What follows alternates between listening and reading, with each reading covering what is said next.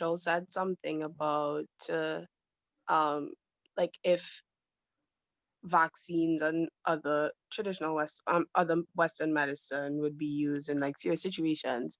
I think somebody should just like that kind of assumption, that kind of anti-vax assumption that happened in there, because I don't understand.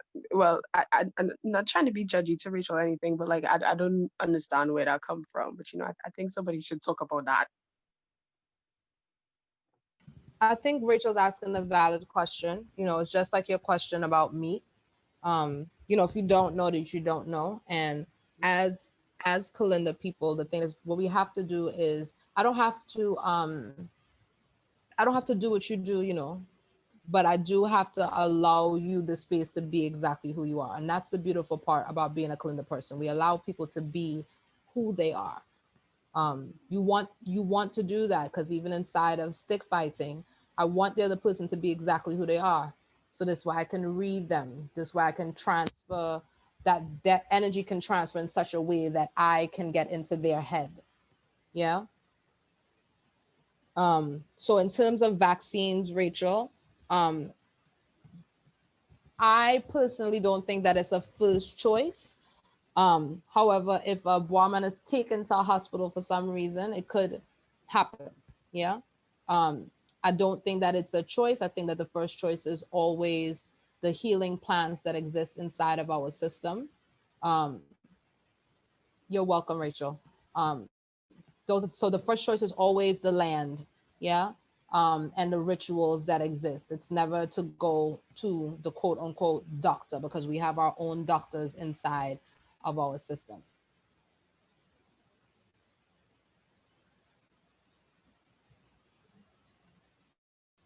So I think before we ended off, Benji's about to start with this slide, but I just wanted to make sure you understood that kind of multiple personality thing that I was talking about of embracing the community, your ancestral self, your stick or your bois as yourself, your shadow self, all those elements, you as your actual self, all those elements are things that you should think about inside of your own acting. When you're developing a character, what's the range of emotions that character has? Yeah. So it's the same thing for a bois person. You're not just operating like, oh, I met Miss Jamie and she's really nice. Because then you might see him another time and it might not be so nice. Yeah. And not just to not be nice, right? But it might be something else going on that I have to respond to in a particular way. So the feeling that you get from me may be different. Yeah. Or another time you might see me dancing and it might be a more fierce energy that you see. So leaving room for all of that to work in congruence with each other and also doing the same for other people.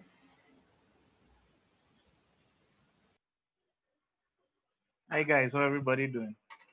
So let's look at an idea that a Gael is a space of conflict and cooperation. And so just like the idea or the discussion about vaccination, a Gael is a space where ideas placed in the center of the ring, and we have to compete, share ideas, have conflict, and as a community resolve that. And so that's really critical in understanding that the fundamental essence of Kalinda is what you call tactical thinking. It's about understanding risk, danger, and then being able to utilize all the things of the lifestyle, the environment, the community, the altered states to find solutions that benefit everybody involved. But what we're going to do is back up for a second and understand. The lithography on the left is from 1770. It's called English versus French calendar practitioners. This was in Dominica. What we want to understand is that the tradition that we call calendar in the Caribbean had its original name as Musundi. Musundi was the term that was used in Haiti in the 1500s. So this is a complex that predates what we consider to be carnival by over 300 years. What's really cool about this picture on the right is this is one of my teachers, Carl Swamba, when he was 11 years old. And it's remarkable how the posture, pose, and movement from that would have been 1980 look so similar to a picture from the 1700s, right? Our traditions are in many ways unbroken. One of the myths of our Caribbean experience is that on arrival from Africa, everything was forgotten. And so Kalinda is the living, breathing testament that our traditions held their form all the way from Africa till today, which is 2020. Now, when you look at historical accounts of Kalinda, three names are going to come up: Bambula, Tambu, or Kalinda. They were used as synonyms.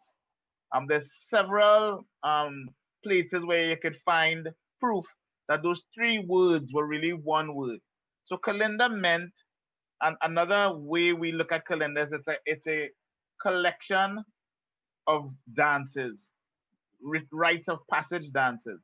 So included in this Kalinda complex is a dance known as the Gijuba or Juba, what we call the wake dances, limbo, bongo, what we call the ring games.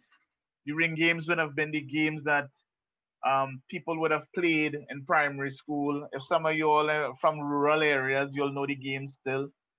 Um, Pase Kutla, Pong Stones, Scooch. There's a whole bunch of games that we grew up with that are all part of the complex. And so once we understand now that when we look historically backward for Kalinda, you can look for it under these different names. It then starts making dots connect. Um, in Trinidad, there was constant resistance, constant rioting, and revolt. I'm going to give you all some dates which will blow your mind. In 1808, Governor Pictor passed a law that any freed African who was a stick longer than 3 feet after 6 p.m. would go to jail for 40 days and 40 nights. So they always understood the power of the Kalinda practitioners. 1810, they passed a second set of ordinances to ban the use of the stick and to suppress what they were calling the Kalinda secret societies or semi-secret societies. 1838, the major procession that happened for emancipation was called the Cambule procession, which was a moving variation of the Bambula. It had a king, a queen, fighters in front, stick fighters, Kalinda practitioners or batoniers. There would be the lead or the herald. There would be logistics, and they would be carrying flames and sticks. This continued all the way till 1884, where it was finally suppressed. In 1834, riot; 1859, riot; 1869, riot; 1880, riot; 1881, riot; 1884, riot; 1895, riot. All connected to the Kalinda community's constant pushing against the suppression of themselves by European dominance. The Europeans worked very aggressively to constantly dismantle these communities. And one of the ways they dismantled them was locking up all of the chantwells and slowly encouraging the freed enslaved to start using Western masquerade styles to supplant the Cambole procession. There's some really good stuff out there. Books by Bridget Britton, J.D. Elder, Hollis Liverpool that I really encourage you all to look into so that we're not entering an area of myth, but we kind of reviewing the past and understanding that the story we've been told about 1884 was the full stop in a long sentence of revolt and resistance. And at the fundamental core of it was this Kalinda society. Kalinda is first used as a word in Haiti in 1553. And what we have to recognize is that many of the enslaved in Trinidad after the settler population came directly from Haiti. There was the revolt by Macandal, and the richer planters wanted no part of it, and so they moved to Martinique, Guadeloupe, and Trinidad to escape it. Some of the lavways we sing in Trinidad right now were lavways sung in the pre-Haitian Revolution and the Haitian Revolution, because the Kalinda practitioners were in many respects born of that Francophone diaspora, which is the patois-speaking um, Africanized peoples of the Caribbean. The title of this slide, Olivier na Bois, which would mean Oliver tree is stick in Trinidad patois, right? Kalinda is a Bakongo Bantu tradition. It comes from Central Africa. What we need to understand is all the way from Gambia, Senegal to South Africa, to Kenya, to parts of Ghana and parts of what they call the Calabar Stretch, which would be the Niger Congo band, are all considered Bantu people. If you look at a map of Africa, it will stun you to understand the size and breadth. The first peoples who were brought to the New World were generally of that group. Igbo, Akan, Mandinkan, Cameroonian, Congo, Angolan, all considered Bantu peoples, were the first enslaved to come. So if you look at from Louisiana all the way to Brazil, for the first 250 years of enslavement, this was the majority group that populated the space. So that's why you have in New Orleans, in Congo Square, memories of a dance called the Kalinda. Haiti, Kalinda. Martinique, Guadeloupe, Kalinda. Puerto Rico, Cuba, Dominican Republic, Kalinda. Curacao, Aruba, Bonaire, Kalinda. Trinidad, Kalinda. Colombia, Kalinda. Venezuela, Kalinda. Brazil, Kalinda. Some of the other names that was used for the form in Cuba, it might be have been called Mani or Chica. In Puerto Rico, another name for Kalinda was Coco Baile. In Curacao, Bonaire, Coco Macaco. In Jamaica, it was called Warwick in the St. Catherine's Parish among the Kumana people. Grenada, St. Vincent is called Kalinda. In Barbados, interestingly, one of the oldest plantation societies in the Caribbean, it was called Stick Licking because they were anglicized or they spoke English. And so we have this wide breadth of a tradition that is unbroken. And this tradition in Trinidad had a unique signature because in Trinidad, another layer of conflict and cooperation happened. So first you had the Taino Kalinago peoples who engaged with the African stick fighters to slowly start creating a hybridized style.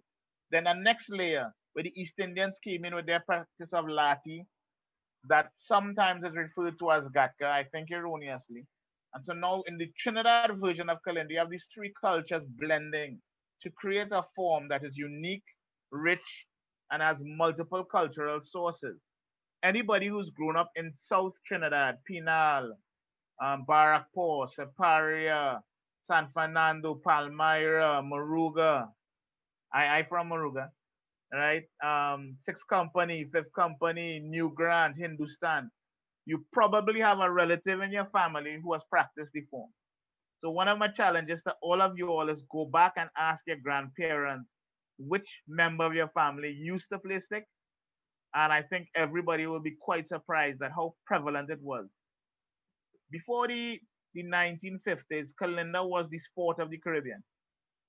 Before cricket became a thing, Kalinda was what everybody did. And so you'll find that there's a stunning quantity of communities in Trinidad. Pinal was famous. There's a place in Pinal called Master Hood Junction.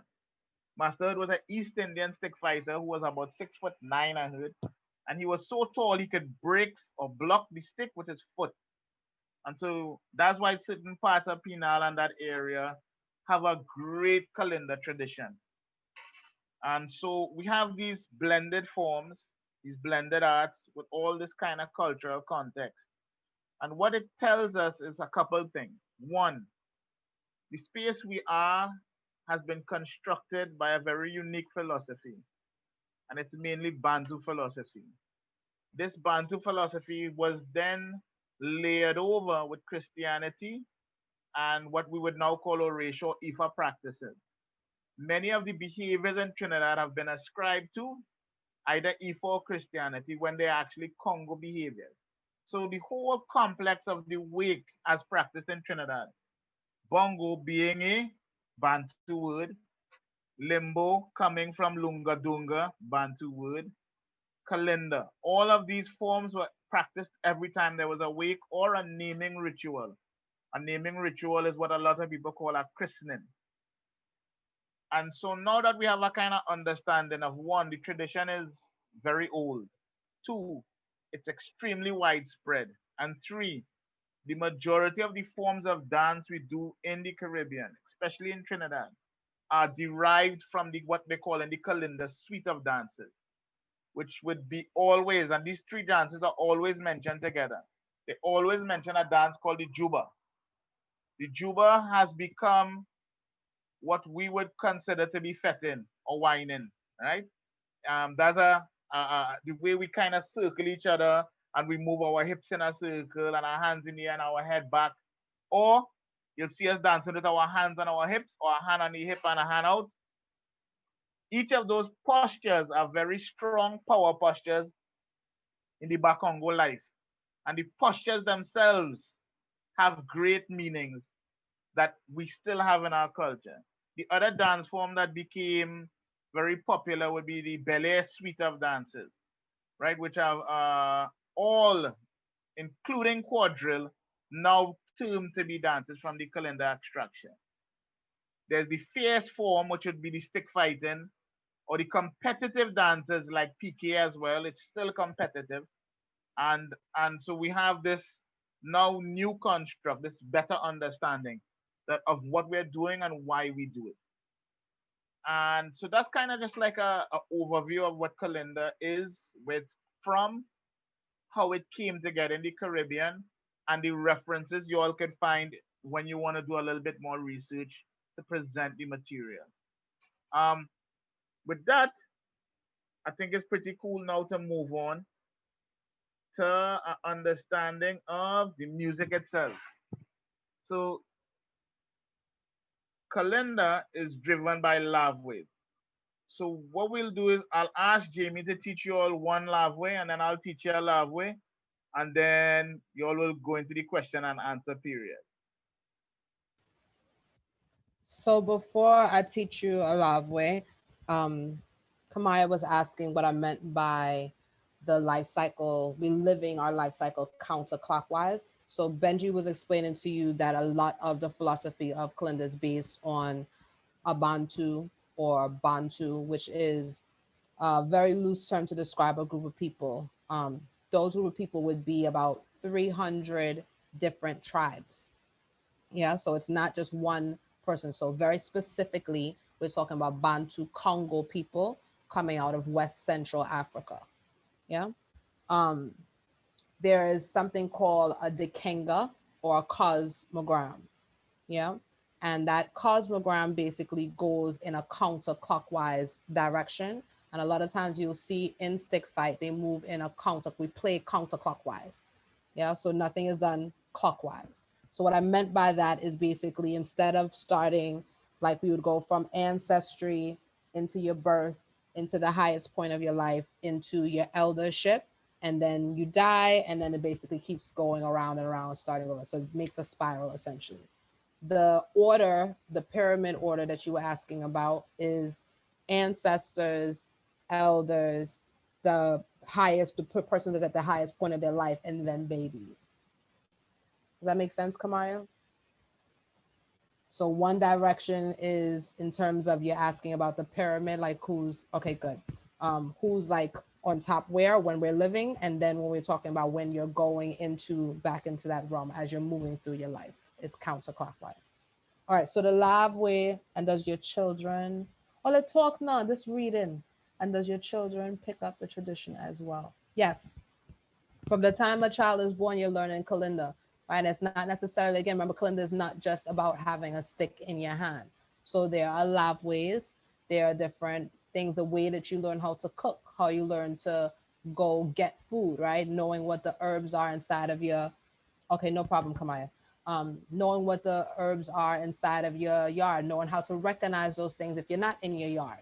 Yeah. So if you out in the forest or something like that, you know, okay, I just cut myself. I know I need to get this particular plant, or I know not to touch this one because this one is poisonous. So those are all things you learn as a child, and they're not really going, okay, let me take your hand, let me go outside and let me teach you the ways of Kalinda. It's just happening naturally. Yeah. So I think that personally, as Trinidadians, we've learned these things growing up, and not necessarily realizing that it's Kalinda based things or Bantu philosophy based things. So if you look at your daily life or the things that your mom might do or your grandmother might do, you'll start to see certain things that you might want to question because it's rituals that they're doing. Yeah, something that they do often. Start to ask them questions about it. Like, where did this come from? Why are you doing this? We'll talk later. um, does this also give you a natural sense of knowing when something is wrong? It enhances it. You already have that natural sense already. But when you are inside of a practice, especially a practice like Kalinda that also is a living tradition, you do begin to sense things. You do, because Kalinda is something that's not just training in the physical sense. You do have a connection with your ancestors. Um, so the live way I want to teach you is called Do Cry. Yeah, so your call is Do Cry. So I'm going to sing that first so you can hear that. And then I'm going to sing the verse. Do cry. Do cry. If you lose a finger, do cry. If you lose a toe, do. You got to turn your mics on. I'm not singing by myself. This is call and response. Where's Miss Seda, Miss Kalinda woman? Supposed to be you supposed to be the first person with your mic off, like, wait, she done say already, it's call and response. I'm not supposed to leave she hanging. Ready? So your response is do cry. Do cry. If you lose a finger, Do cry. if you lose a toe, Do cry. if you lose elbow, Do cry. if you lose for soul, Do cry. I finally delayed. I don't feel it's the Zoom. I feel it's all there. So catch me faster. It's the bandwidth. Yeah. So. Mm-hmm. If you lose a finger, Do cry. if you lose a toe, Do cry. if you lose elbow, Do cry. if you lose your mother, Do cry. if you lose your father, Do cry. do cry. Do cry. Do cry. Do cry. Cry. Do cry. Do cry. Good. So every time that the chantuelle or the person that's leading says something, they're expecting you to respond. Yeah? Okay. So Understood. that wonderful. Thank you for understanding. Yeah. So at no point are you, once the chantuelle says something, you hit and pause, that's for you to jump in. Yeah. And of course, there's a rhythm that normally goes with the live way that's being sung. So Benji, I'll pass it on to you, brother. All right. So what we're gonna do is I'll teach you another laugh we call Sandy Obia. First I'll talk it, then we'll sing it, and then we'll take any questions and answers, anything you all have, anything we said that you want more information on or whatever, right? So first I'll talk it. Sandy Obia, send all the Obia you buy for me. Right now the call, send all the Obia you buy for me. I done born in the cemetery. The response, send the Obia, send all the Obia you buy for me. So how it sounds. Send the Obia, send all the Obia you buy for me. Send all the Obia you buy for me. I did born in the cemetery. Send the Obia, send the Obia you buy for me. So, everybody have it? So is there a response or that's just the No, the response was, send the Obia, send all the Obia you buy for me. Call, send all the Obia you buy for me. I done born in the cemetery. Response, understood? send the Obia, send the Obia Send you all buy the for back me. to me. Send all the Obia you buy for me. I did born in the cemetery. Send Send the you. Obia, send the Obia you buy for me. And I'm crying, oh Lord, oh Lord, oh Lord. Response. Oh, Send you. Yeah. oh no. Okay. Send the Send Obia you you. Yeah, you buy. buy for me. Send all the Obia you buy for me. I did born in a cemetery. Response. Send Send you. Yeah. Obia. Send Send the you. Obia Yeah, you you buy for me. That's what we Send the talking Obia about. you buy for me. All right. So, you all could one at a time. Don't rush. Ask questions. You can direct the questions to myself, to Jamie. We'll take the answers accordingly. Go. Oh, Kit you go Kat. because I have plenty questions. So y'all, y'all go ahead. Say that you feel my mother named Harmony for style or what? Okay, people we haven't heard from Ria, Rissa, we have Janisa, JL, Azaria. Don't be shy.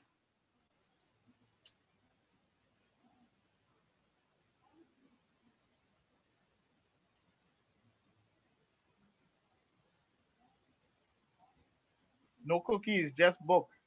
I wanted to tell Seda that Seda, so I love your confidence and I love the fact that you feel this so deeply inside of you. I want you to remember that if you are a Bois person, you can't just be a stick fighter. Yeah. So you have to initiate into each of those elements that is Kalinda, because that's the only way you can be it. So you have to be able to be a drummer. You have to be able to be the chanteur. You have to be able to be the person that has the wanga, the magic, the person that it can heal people inside of the community. Because being a protector is not just about being able to fight. So that's one very important element. But that one element is backed by all those other things as well too.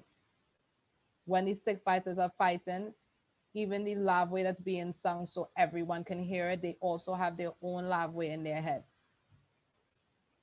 So they're not just dancing to the rhythm of the drum and the melody of what live way is being sung, but they also have their own melody. Same thing I was explaining to you about all these different cells kind of attaching. So there's a lot going on in the metaphysical and the physical.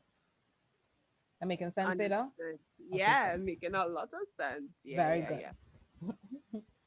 All right, when I tell Oli I have plenty questions, I have plenty questions. Eh? Cut So and go let me to talk now before Miss Farrell take over the session.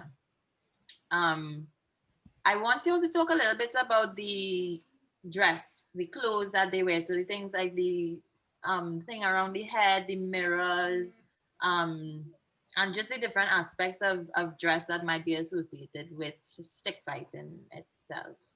And all I right. think So it's important for us, especially, as theater people, because we're thinking about how it maps into different, aspects of drama in terms of costume, in terms of movement, things like that. all right, so it's very important now that you have a grounding that calendar is a tradition prior to carnival. And that for the calendar practitioner, it's not mask or masquerading. Right? We're one of the few forms that you are yourself in the mask. You're not pretending to be somebody else, right? So the traditional practitioners aren't huge fans of excessive costuming. They wear what they fight in and they fight in what they wear. With that being said, in the 1800s, the Europeans tended to copy the dress of the stick fighter to mock them. So it was called, the costume was called a neck jardine. The stick fighters' response was to costumify their own clothes to mock the Europeans mocking them. That became the mask known as the bâtonnier. Now, Congo people, when they go to war, have three things that they always take into consideration. Their head is sacred, so they cover their head. So they will use different ways of tying the head. So the head thing is a head tie. The second thing is that they always have a shawl on them. What you'll see often is the men and women have a triangular piece of cloth tied across their body. So there's a knot on one hip, and then there's this falling angle of cloth, and it falls all the way to the knee. It looks like a kind of real weird miniskirt.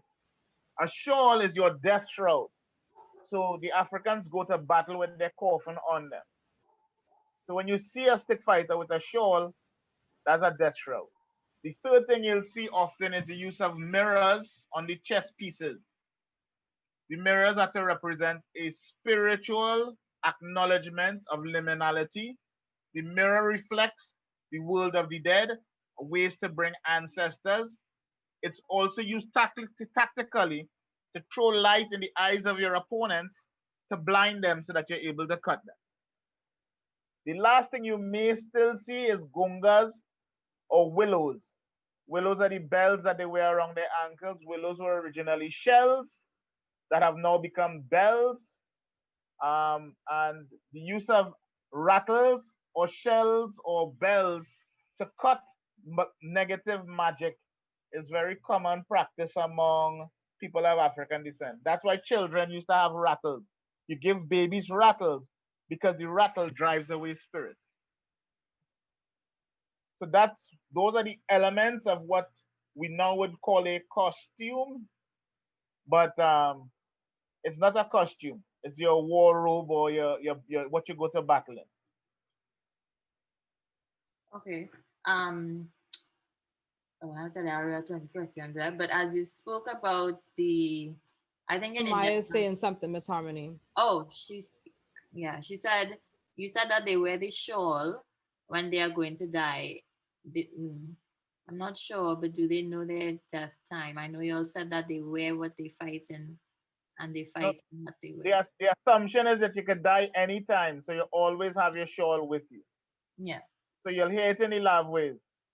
Um, I sign my will, I prepare my burial, or Muma Muma, when I dead bury me. King of the Kobo dead, tomorrow morning is a grand funeral. These are all inside of his songs. There's a constant understanding that life is but transitory and they're preparing to go to the next world to do the work that they have to do there. So they don't see death as termination, simply a continuation. Okay. Um, my next question is about, because you mentioned the gungaroos or the bells that they Will- wear around the Willows, ankle. Willows, willows. right. Can you talk a little, because you mentioned that in Trinidad, ours is quite unique because of that influence of the Indian cultures coming in as well. And I remember you talking to you, Rondel, about rope jab, or the jab jab, what we know as the jab jab. Can you talk a little bit about these things that the East Indian influence would have brought into Kalinda, and probably also how that ended up becoming a part of carnival, becoming a part of mass. Well, what happened was the East Indian practitioners of traditional martial forms came to Trinidad in 1845. They would have come to Trinidad and had seen the Africans doing two or three types of fighting. So in Trinidad, we practice cutlass fighting, we practice stick fighting, and we practice whip fighting.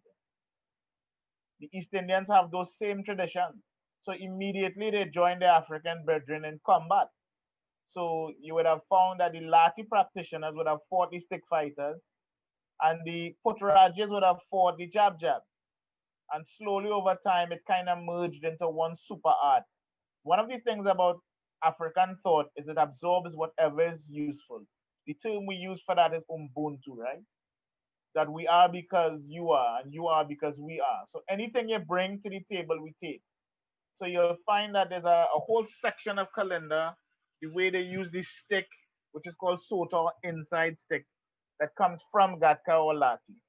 The same is with the rope jab practitioners. The long whip forms would have been ascribed to the East Indians, and the short whip forms would be ascribed to the Africans. But it's not so simple because the Africans and Indians who came knew of each other from the continent. In 1600 AD, 600 AD, there was a massive influx of Bantu and Ethiopian warrior classes who became rulers of India at one point. And so the whole history of India has a strong connection to Bantu culture, to Ethiopian culture, to the Habashi clans, and the majority of the Putrajas came from a state called Gujarat. And the Gujarat state had the most or highest quantity of African Bantu peoples in India called Siddhis. So the Indians arriving here knew what Africans were and they knew of Bantu culture, and Bantu culture would have already merged with the culture of India for hundreds of thousands of years, because the original people on the Indian continent were African. And they became known as what we call today the Dravidians. The Aryans came from the north, they changed the racial makeup of the Dravidians and they became what we now consider to be the East Indians. But we have to understand that even the religious structures, Krishna, Kali, there's equivalent Bantu religious iconage that is very, very close to those icons. And so they would have seen the similarity in each other from the minute they landed. The similarity in music, similarity in religious belief, similarity in martial traditions. And where there's similarity, there's merging. Obviously, the color schemes, the use of certain fabrics would have come with the Indians because at that point in the history of the world, they were really the masters of fabrics and dyes. Even the famous cloth that everybody ascribes to Kalinda, which is the Madras cloth or the Creole cloth, is really from India. And so even the dress of the typical Kalinda practitioner was built on the use of Indian fabrics in Trinidad because the major operating company was the East Indian Trading Company in this region, and it was a British company that obviously brought Indian goods to the Caribbean and Africa, and African goods to India and the Caribbean.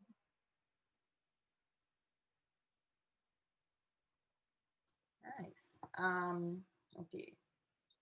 My next question. Okay, yeah. So the second part of that question was from that kind of hybridization that went on there.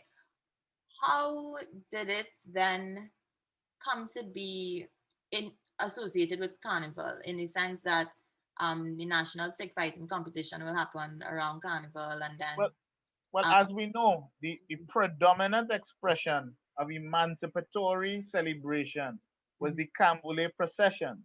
mhm, The British very quickly banned the Africans from being able to do emancipation celebrations, which is the Cambule processions, which is the masking traditions, on August the 1st. And they moved it very quickly by 1845.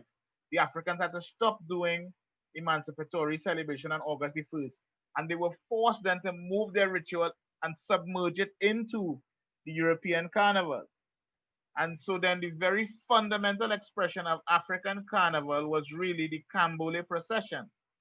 The Cambole procession and its associated masking tradition.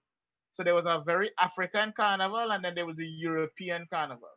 As they continued to suppress the activities of the Africans, to de-Africanize it, the Africans started using representation of the European carnival to continue expressing their masking traditions, and the emotional, psychological, and spiritual intent of the ritual known as Cambole. Carnival, as we see it now, is really the merging of a sacred ritual of remembrance, of ancestral veneration, that now has become commodified and commercialized, and the whole history is shrouded in confusion. And so Kalinda is the pre-generator of what we now consider to be carnival as a ritual expressed in August the 1st, and it started happening prior to 1835, which is prior to emancipation. And it was bambula while moving. And so, in another way to say it is, carnival is Kalinda's child. okay. Is It's it fair just to say then that the stick fighting tradition would have developed in sort of the same spaces or this parallel to some of the mass traditions as well? So the no, tradition. the order is reversed. Kalinda was first, Hmm. then the mass traditions came. Right. So I So mean, that when they yeah. were in the time that time that you're talking about before the Candule riots and stuff, when they were practiced in the Mhm. spaces of the people who were enslaved at the time, would it have been in the same spaces that you have the mass traditions developing that you also have Kalinda being practiced? So if you look at all the documents in 1808, there was something called Bambula, and it had three things: Belay, masking traditions, and Kalinda. As they suppressed the Bambula, it was book. You could look at Race Relations in Trinidad Mm-hmm. from the 1800s by Bridget Breton, and it's really really clear that the yards were Kalinda yards that then started having an alternate phase of mass being produced in the yard to find an alternate way to be able to have the procession because of the suppression. So even the panyards, you'll hear a lot of the stories of the pan men. The panyards are stick yards that had the drummers who couldn't drum anymore because of the ban against public drumming. So then those yards transitioned to panyards. And that's why the stick steel band movement had so many clashes and fights and all of that. Anybody from the class have any questions that they want to ask before I go into mine again?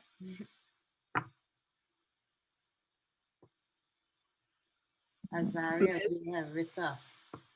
Miss, I just wanted to know, like where I could, learn to dance the calendar and sing. That's what I wanted to know.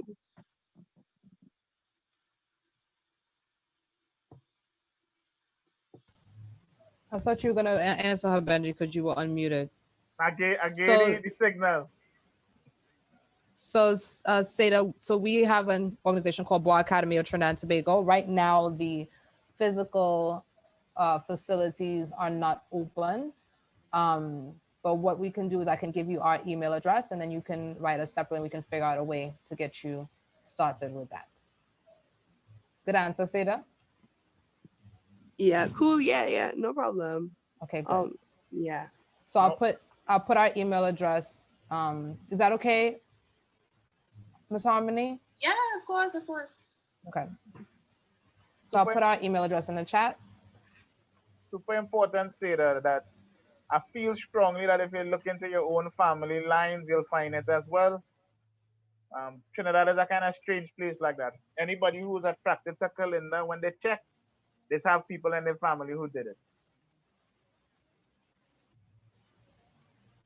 I think that she said that she did know some of her ancestry. I So suspect strongly. Okay, my next question is, um, well, for me, I've been to the stick fighting competition, maybe semi-finals, but for a lot of them who have never been to a Gael before, and one of the first things they refer to it as is a performance ritual, which I find a really interesting term. Can you take them through how that would go from the end, people entering the space, entering the Gaia, the fight, the bus head, just give them a little, paint the picture for them then. Like, we'll paint a quick little picture, and then we'll because that really is a very long, complicated kind of process. A process that I don't want to gloss over. That literally is like a whole week of instruction, believe it or not. But I'll give you the bullet point. The first step is you have to prepare yourself 40 days prior to the day you go to the game. You have to fast, pray, bathe, make sure that your heart and spirit clean. Then you enter sacred space and you pay attention or acknowledge the ancestors and elders in the space. You connect to the drums. You honor the drummers and the chant well. Then you honor the other stick fighters in the space. You'll see them dance around the circle anti-clockwise, doing what we would call a prance or a chip now. Then they would plant themselves, and there was two ways it started. They would either have cross sticks in the center of the guile, or each person would have their stick. The challenge would be issued, and because Kalinda is not a sport, it is a performance ritual where people are attempting to assist each other in sacred liminal access, in getting vibes and going into flow. The different fighters will come in front of each other and they won't fight until there's a click. The two people have to feel each other in a way that is like a connection. It's like, you go to Wi-Fi and then the phone go on and you can start a download. And so you'll see them actually circling competitors till two competitors meet and energetically match. Then they will engage. The purpose of Kalinda is to express beauty under pressure. The players have to push each other to alter state. That's why it was never about mashing up a man so they don't kick, they don't bite, they don't hit below the waist, they don't hit the hands. The idea is to, with great skill, mark your opponent and not ever the face, just mark your opponent and induce or draw blood. Right? Blood is a sacred liquid that is full of spirit. And so it is about blessing the space with the blood of the other. When fighters are equally matched and their spirit is correct, nobody gets cut. Because that's not what it's about. stick fighting is judged not by violence, but by the beauty of the dance, the beauty. Can they keep solving each other's threat or risk with great skill and beauty? If a fighter really, really dances well, the crowd don't care if he get cut or not. They will cheer for him and he will have won, whatever that means. In our spaces, victory is not measured by trophies or belts, but by the fighter taking on this highest level of energy we call stalwart and pouring this into the crowd to connect to everybody. The fancy term is committers, a shared experience of flow to lift the village up and to sacrifice themselves as the medicine to heal all wounds. Kalinda is only based on honor. We fight for the honor in this space. And so there's a very good book you all might look for called Fighting for Honor, which speaks a lot to what we're discussing here. There's multiple ways that they used to fight. They used to fight with songs. So we could have battles over the love ways to see who could win the crowd's heart to sing their love way. We now call that extempo. Haha. We used to battle over the drumming. The drummers would battle. Sometimes people would battle over the dance. Who could dance prettier? So there's many games inside of the game, and there's many rituals inside of the ritual. If you go on YouTube, you'll be able to download videos. If you're bored, just type in No Boama, No Afraid. It's a documentary we did about Kalinda, and there's a lot of trailers and really cool stuff up, interviews and such. But again, the tradition is about attaining the highest state possible, and the gael and the competition is just there to create enough stimulation for your soul to jump to its highest level. Okay, nice. Katiba, katiba. So outside of the national stick fighting competition, which I think didn't happen the finals didn't happen this year, or something went on, wasn't it?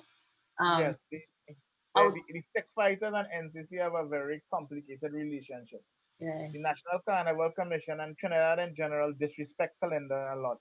Mm, And these stick fighters have constantly been revolting against the oppression by the media and NCC.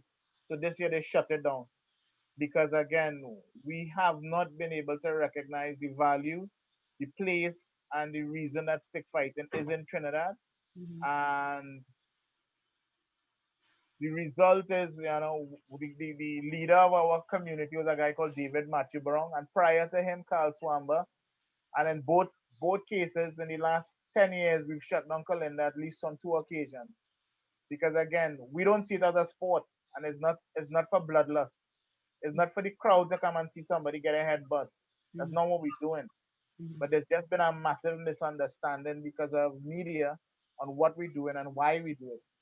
And so there's been a lot of disrespect. Okay.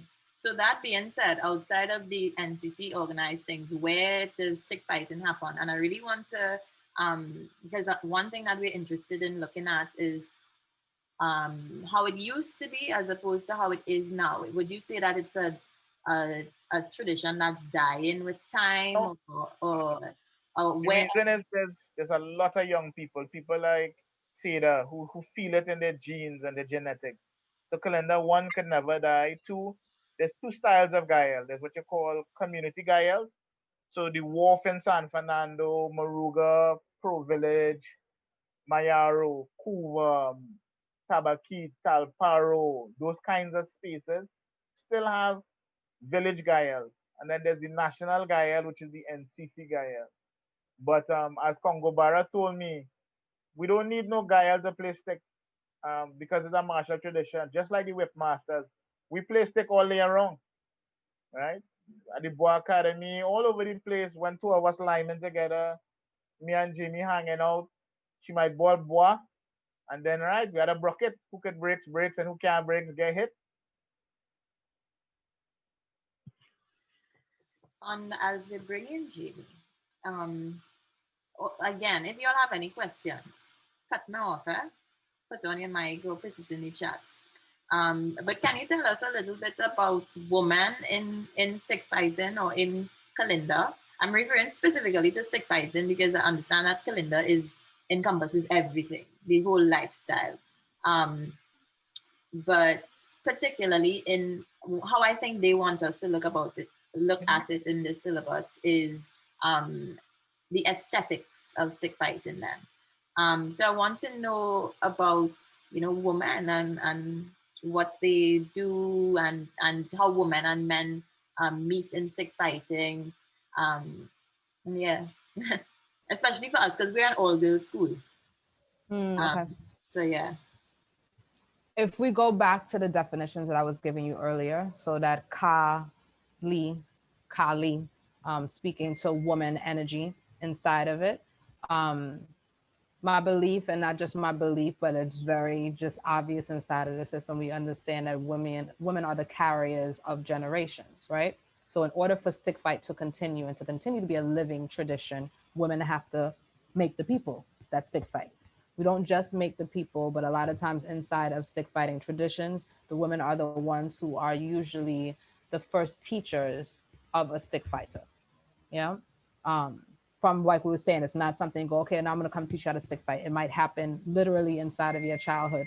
And if your mother says, okay, I'll go outside and play, or to even get to go outside and play, you might have to take a bois, right? And the one person who could breaks it is the one person who gets to go outside and play. Yeah. So one of Benji's first teachers is a woman, Mother Marian, out of Moruga. Um, they're also inside of the traditions. The women were also the chantwels. So they were the first chantwels inside of the traditions. A lot of times you hear them talk about it as women only being chantwels in the tradition, but that wasn't it. They were being Kalinda. So there was chantwels, they were drumming, they were the stick fighters, they were people that held the weapons. A lot of times when you see the Kalinda bands going out, you'll see the women trotting behind them. They're dancing, they're winding up, going down the road, but they're the ones that are actually holding the weapons along with the food and everything else. Yeah. So they didn't just hold these things a particular way, they knew how to use them if they had to use them. Yeah. There are songs that later came called carizos, and you'll hear them oftentimes refer to that. So all these songs preceded what we know now as calypso. Yeah. So the very first calypsonians, women, were chantwell women. So calypso and kalinda have a tie to it that you don't often hear them talk about. There's a rhythm, takata, takata, takata, takata, takata. We hear it in calypso, we hear it in soca. That is a kalinda rhythm. Yeah. So the woman also, for me, when we speak to the woman and the man, where they come together inside of the life cycle, there are rituals that are for women, there are rituals that are for men, and then there are things that we have to do together in order to balance the system of Kalinda. Yeah. So Kalinda is something that is off-centered, and in that off-centeredness, there's a certain sense of balance because you have these two connecting energies or forces. Um, they're also in Bel Air. Bel Air would be like an entering dance. So that would be like a kind of a coming into birth dance. And that connects with the matador dances as well too. The matador dances and ballet dances for me don't just speak to a physical dancing, but actually it's an imitation of what's happening inside of a pastoral state. So you taking care of animals, you think you taking care of children. This scarf is a representation of so many different things and not just a going away from, yeah, but a going to that happens. Does that help? There's women's, a lot of different women named. There's a queen stick fighter, really one of the first women king stick fighters. Her name is Ras Monifa. Yeah. And she's more recent than others. So like I would say like 1980s. Um, she would have been beating people down, men, women. And she was king for a while, a long, long, long, long while. Yeah.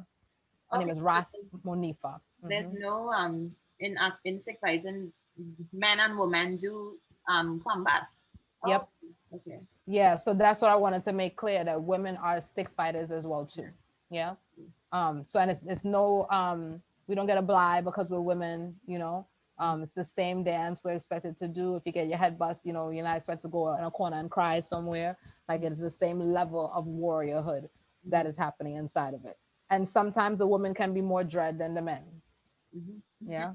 So like I said, Monifa was queen slash woman king stick fighter. who fought men and women in the Guyana right here in Trinidad.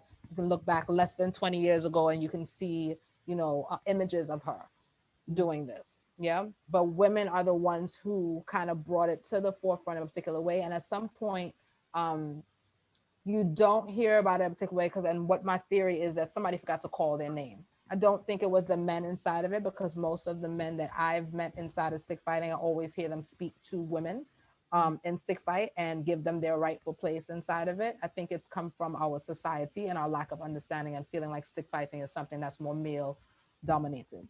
Okay. Which is why I was saying to Seda that, like I train every day, Seda, right? And training is not just my physical training, it's all the things that I explained to you. So there are certain rituals that I do when I first wake up in the morning. There's a way that I have to take care of my stick because I understand my stick is a sacred instrument, right? Um, there's the drumming that I'm every day I'll do this drumming because it's not something that you'll be able to get if you just pick it up. So for every day I'll practice this, and there are other ones as well too. There's the live ways that I'll sing. So sometimes if I feel, and I think Kamai was asking this earlier, it's not that Kalinda people don't have emotions. We feel things, yeah. But we have structures and systems in place for everything that we're feeling. So if I feel sad one day, I know there's a live way that I can sing for that sadness. If I'm grieving somebody, there's a live way that I can sing for that. So the emotion never overwhelms me to a certain point. Yeah. If I know that I'm feeling some sort of pain physically in my body, it happened to me the other day where I went and I picked up my stick, and by the morning time I was feeling good. So there's an understanding of the system that we have, just like with anything else that other people ascribe to. Yeah. Somebody might feel sick and they go and they get a Panadol. I don't do that. I go and I draw some bush tea. Right. So there's different systems inside that have worked for, centuries for us, and which is why we were able to have these traditions passed down. Sometimes, what's the word? Sometimes knowingly passed down, and sometimes, the information is in your cells in a particular sort of way, where you have a remembrance of certain things that you didn't necessarily learn how to do from a human being. Okay. So just to answer a little bit also, the aesthetic of Kalinda, I want you to think the poetics of Kalinda, because Kalinda has its own poetics, Mm-hmm. is deeply imbibed in Caribbean dance. The hips, the lean on, you're leaning and swaying, you're flowing, right? The art form requires dexterity and fluidity. It's not strong man bash bash caveman thing. The idea is to use the stick like a razor blade and not like a piece of wood. Um, so you'll always see these kind of gentle movements and swaying and whining and stepping and walking. The dance is a very beautiful dance. There's a aesthetic in Congo dance where the feet cross, or they call it the cut steps. So you'll see a lot of cut stepping or the legs rolling behind each other, right? And these are all, you see them now in the best village dances, but you see them in snippets. You don't see them put together for the tactical application of force. So yeah, that's some of the things you want to look for. But if you ever grew up in Trinidad and you play jacks and you play brongial in the ring and you went up fet and you take a little wine, all of that speaks to the poetic of Kalinda. The question is, can you now take it and use it while under risk of death? And I think that's where we have to kind of remember to hold yourself in this state of stalwart. Hold your beauty. Because one of these prayers of the stick man is that I may be beautiful in the face of death. So remember when you're portraying a calendar character, beauty. And I'm talking about profound beauty. That's the way. Nice. Um, we're gonna start wrapping up. So as I said, if you all have any questions, now would be a great time to ask. But in what I was gonna say, in the lab way that you were teaching us, Jamie, um, and then you also mentioned that there was an aspect of competition between the Shantwells. So is there an element of improvisation in there as well, where you That, yeah, yeah, that's the X and that's tempo where that the X Benji was. tempo came out from. Yeah, Yeah. exactly. And it's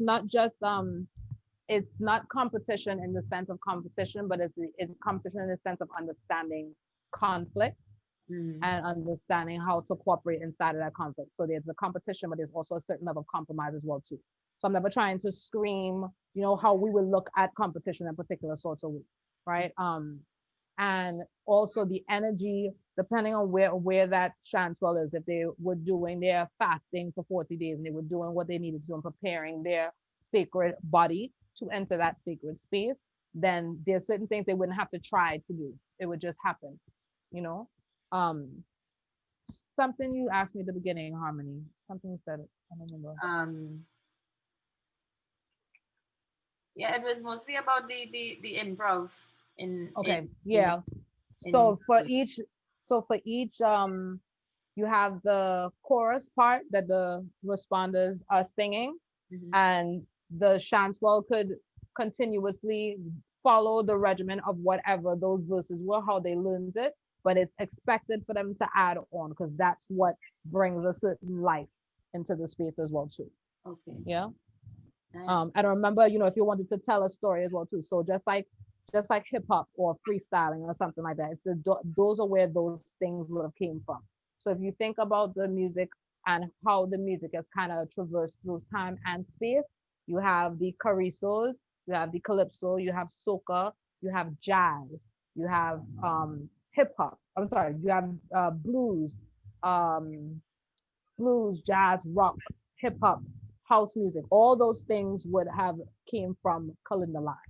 Mm. Okay. Even dancehall, because it came from the Congo who lived in Jamaica, called the Kumana people. But my challenge is go out there, guys, do the research, check for yourself.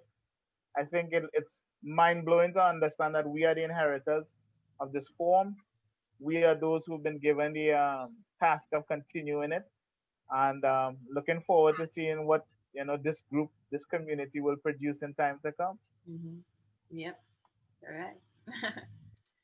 Anybody have any final things that they want to ask? I also want to just make it clear too, so we understand some of the myths that's around Kalinda. Benji said it earlier. Mm-hmm. So we know that Kalinda people are not masqueraders, although you might see them in a fete or you see them at carnival. They're not masquerading as a stick fighter, right? This is what they live. This is happening all year round, even when the audience or Trinidad or the world is not seen in a particular way.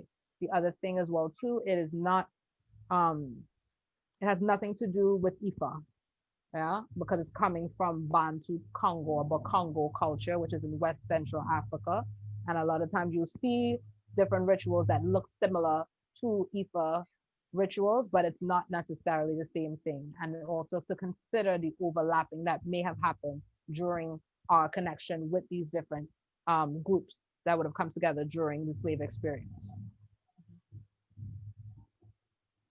And even the tying of the head that Benji spoke to, we're still doing research on it. But the process of what color you tie your head with, right? How to make that fabric. So it wasn't just that they just stick a cloth and wrap their head, but it was an actual making of the fabric that happened as well too. A way that you would tie your head in particular, and what that then denotes as well. The women who tied heads were called in Martinique and Guadeloupe called calendages. So that's another huge thing, that the head tie itself, and the people who mastered and set that women were called calendages, which is interesting. Okay. One final question.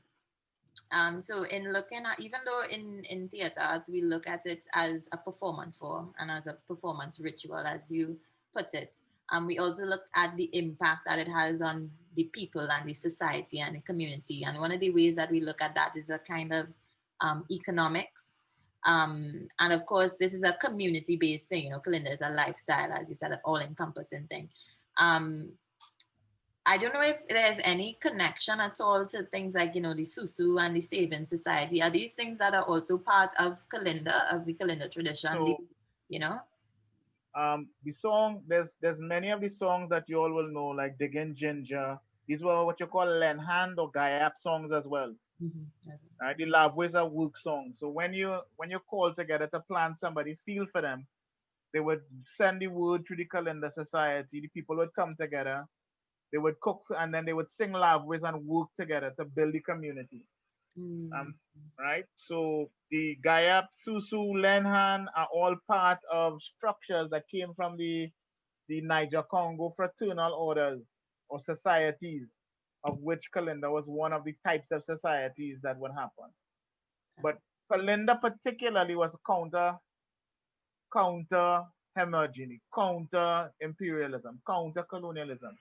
So Kalinda faced a lot of pressure and suppression by the police and the laws in Trinidad. The laws against the practice of obia is particularly directed at wanga or the spiritual practices as developed by the Congo peoples.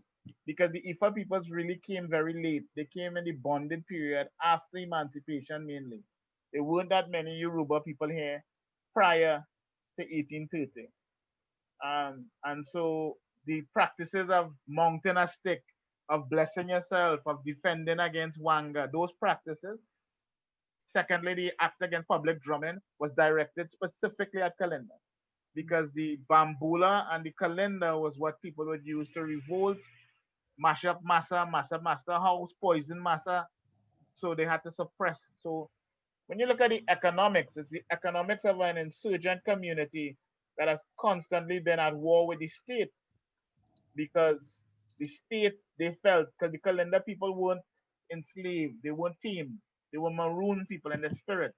They wanted to go home and they would fight until they got to go back home. And so that is kind of the grounding of how Kalinda in Trinidad has become so invisible because there was a lot of colonial pressure from the last 200 years. Even after independence, there was a movement by the middle and upper class Trinidadians to pull Kalinda out of Best Village. Because in Better Village competitions, they had Kalinda. And then there was this massive push from the middle class, upper middle class, saying that indecent, that them people and them coming back with a thing, we don't want down with thing. So yeah. So Understood. yeah, so it was a real pleasure meeting everybody here. Hopefully, COVID willing, we could get to see your faces, hear your voices, and we're always available to help any way we can. Hopefully. I just want to say thank you. Thank you so much, Jamie. Thank you so much, Rondel. I don't know if any of the girls want to say something. They will all take off their mics and say thank you as well. But this was really a nice way to round off our term, our second term online. And we really, really appreciate you all taking the time out and just coming with this wealth of knowledge. I hope that they are seeing the possibilities like I am. I'm just seeing things in my head, seeing it come into life in full colors and flourishing and stuff like that. But on behalf of everybody, I just want to, and on behalf of Holy Faith Convent Penal, I just want to say thank Penal! you. Rock Road. Yeah, my people. Yeah, I just want to say thank you so much. So the girls are now going to take off their mics and also extend a big thanks to you all. Yeah. Thank you guys so much too. Thank you for paying attention and for your questions and any other curiosities you have our email address. So definitely feel free to reach out. And I'm glad you're going away with knowing that women are stick fighters as well. Yep. Yeah, that is a system that needs both energies in order to work. Great. Right. So ladies, I know you are there. So say thanks to our lovely guests. Thank you. Thank you. Thank you. Great. Fantastic. All right. Everybody be good. Be safe. Wash your hands. Wear your mask. And yeah, walk good, everyone. I'll see you ladies next week. And thank you again, Jamie. Thank you again. Marche bon. Merci. They're bon.